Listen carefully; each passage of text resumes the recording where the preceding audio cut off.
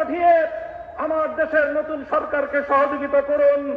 দেশের অর্থনীতি পুনর্গঠনে আপনারা ভূমিকা পালন করবেন। সেই সঙ্গে আমি অন্তর্বর্তীকালীন সরকারকে উদাত্ত আহ্বান জানাতে চাই, রেজিম সরকারের বিরুদ্ধে বাংলাদেশের ছাত্র জনতার পাশাপাশি গোটা বিশ্ব জুড়ে আমাদের প্রবাসী ভাইয়েরা তারা রাজপথে নেমে এসেছিল। আন্দোলন সংগ্রাম করতে গিয়ে স্থানীয় রাষ্ট্রের আইন শৃঙ্খলা পরিপন্থী কাজ হয়ে যাওয়ায় তারা অনেকেই বন্দী জীবন যাপন করছে। কূটনৈতিক যোগাযোগের মাধ্যমে অতি দ্রুত তাদের সকলের পাশে দাঁড়িয়ে আমার সেই সকল প্রবাসী ভাইদেরকে মুক্ত করার ব্যবস্থা গ্রহণ করবেন। বৈষম্য বিরোধী আন্দোলনের প্রধান বৈশিষ্ট্য ছিল অভূতপূর্ব ঐক্য। এখানে স্কুল, কলেজ, ভার্সিটি থেকে আমার মাদ্রাসার ছাত্ররা পর্যন্ত যেভাবে টেকনাফ থেকে তেতুলিয়ায় হাতে হাত রেখে এক অভূতপূর্ব ঐক্যের মেলবন্ধন তৈরি করেছিল, পরাজিত শক্তি ঢুকে পড়ে আসন্ন না করার জন্য সংশ্লিষ্ট সকলের প্রতি আমি উদাত্ত আহ্বান জানাই।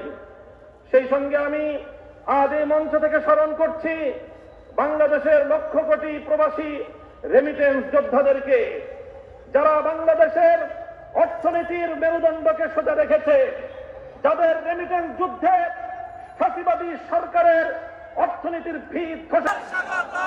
হেফাজতে ইসলাম বাংলাদেশের সংগ্রামী মহাসচিব মাওলানা সাজিদুর রহমান সাহেব ইতিমধ্যে আমাদের মাঝে এসে উপস্থিত হয়েছেন। আমরা ওনাকে লাল গোলাপ শুভেচ্ছা জানাচ্ছি। নারায়ে তাকবীর, নারায়ে তাকবীর, আল্লাহু আকবার। সংগ্রামী জনতা, শেষ করছি। ওয়াখির দাওয়ানা আলহামদুলিল্লাহি রাব্বিল আলামিন। আসসালামু আলাইকুম ওয়া রাহমাতুল্লাহ।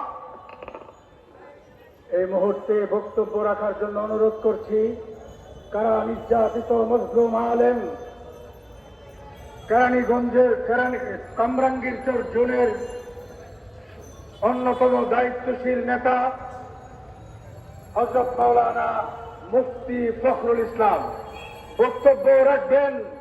কারা নির্যাতিত দেওয়া যাবে না। এই মুহূর্তে বক্তব্য রাখবেন হেফাজতে ইসলামের অন্যতম নেতা জনাব মাওলানা জৈনুল আবেদিন। বক্তব্য রাখবেন জনাব মাওলানা জৈনুল আবেদিন। বিসমিল্লাহির রহমানির রহিম। হেফাজতে ইসলাম বাংলাদেশের উদ্যোগে আয়োজিত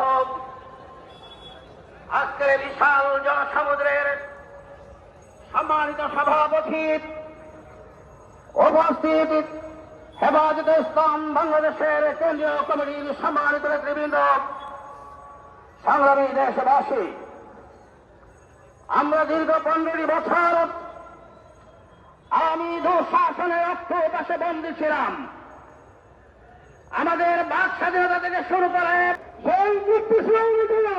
আমাদের রক্তের বাংলাদেশের স্বাধীনতা সম্পর্ক এবং ইসলামের সমস্ত কিছুর মোতাবেক এটি আমাদের শেষ কথা। ইনশাআল্লাহ 23 সালে এবং 21 সালে এবং 24 সালে তাদের প্রতি আমরা শ্রদ্ধা নিবেদন করি। তাদের রক্ত আমি সাথে দেবো না।